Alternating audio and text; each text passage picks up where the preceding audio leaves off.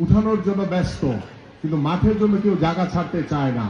But আল্লাহ যদি আমাদেরকে কবুল করে, আমাদের মাননীয় ভারপ্রাপ্ত চেয়ারম্যান মহোদয় নেতৃত্বে এদেশের জনগণের ভোটে আমরা যদি নির্বাচিত হতে পারি, তাহলে আমরা স্কুল কলেজের সব জায়গাতে প্রত্যেকটি স্কুলের নিজস্ব মাঠ থাকবে, সেটা বাধ্যতামূলকভাবে আমরা ব্যবস্থা করে দিব। পাশাপাশি আমি আমার পল্লবী রূপনগরে এখানে কোনো ইউনিভার্সিটি নাই।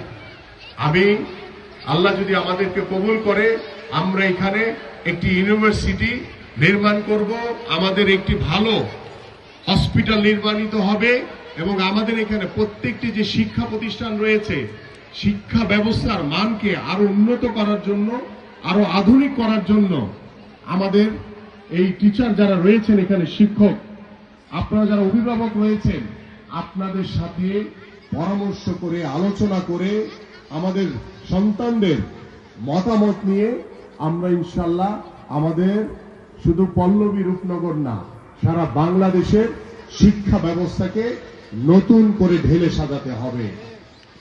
কারণ আমরা দেখি আমাদের যে ছোট সন্তান, আমার নিজের মেয়েও দেখি এক গাদা বই নিয়ে সে স্কুলে যায়।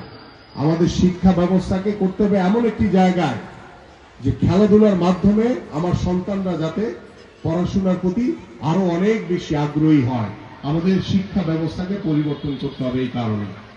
এবং আমরা চাই যে বাংলাদেশের শিক্ষা, স্বাস্থ্য থেকে শুরু করে আমাদের যে সামাজিক যে উন্নয়নমূলক কাজগুলো রয়েছে, সামাজিক যে ব্যবস্থাপনাগুলো রয়েছে, আমাদের সাধারণ মানুষের যে মৌলিক চাহিদাগুলো রয়েছে, সেই মৌলিক চাহিদাগুলো আমরা যাতে সুন্দরভাবে নিশ্চিত করতে পারি এবং আমাদের বিচার বিভাগ থেকে শুরু করে আমাদের সংবাদ মাধ্যমের যে স্বাধীনতা রয়েছে সেই স্বাধীনতাকে আমরা পরিপূর্ণভাবে নিশ্চিত করতে চাই।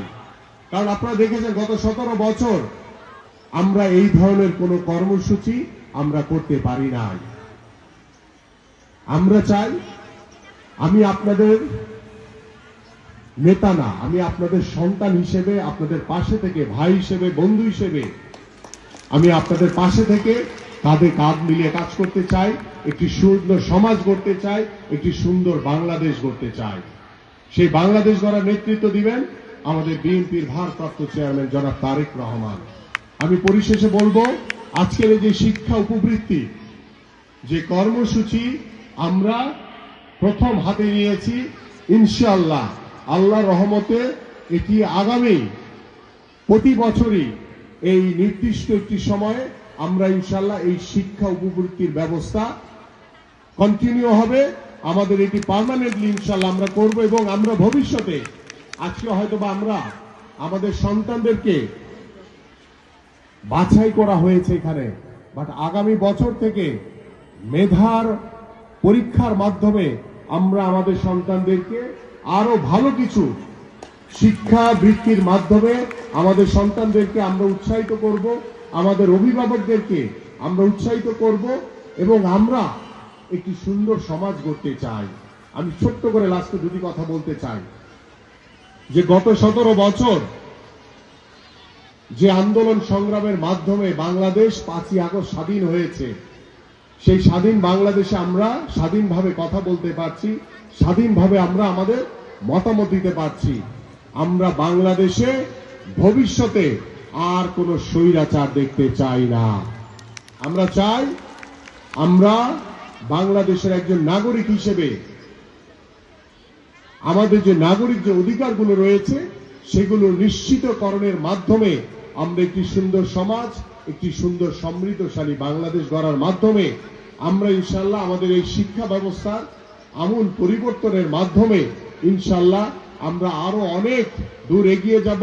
আমাদের সন্তানরা, আমাদের বর্তমান প্রজন্ম, যুব সমাজ, তরুণ সমাজ এই বাংলাদেশকে গড়ার জন্য আরো অনেক বেশি প্রত্যয়ী হবে, অনেক বেশি পরিশ্রম করবে। সেই পরিশ্রমের মাধ্যমে আমরা ইনশাআল্লাহ একটি সুন্দর বাংলাদেশ গড়তে পারবো, যে বাংলাদেশে কোনো প্রতিহিংসা থাকবে না, কোনো বিশৃঙ্খলা থাকবে না, কোনো রাজনৈতিকরণের জন্য কোনো আমার ভাইকে, আমার কোনো মায়ের সন্তানকে গুলি করে হত্যা করা হবে না।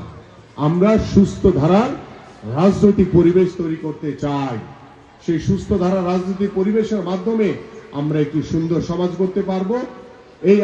এই আশা এবং এই প্রত্যাশা রেখে আজকের এই শিক্ষা উপবৃত্তির যে প্রচলন এই বীরপুর বাংলা স্কুল অ্যান্ড কলেজের মাধ্যমে এই মাঠে আমরা শুরু করেছি। আগামী বছর হয়তোবা আরেকটি জায়গায় আমাদের এরকম বড় একটি মাঠে আমরা আয়োজন করব।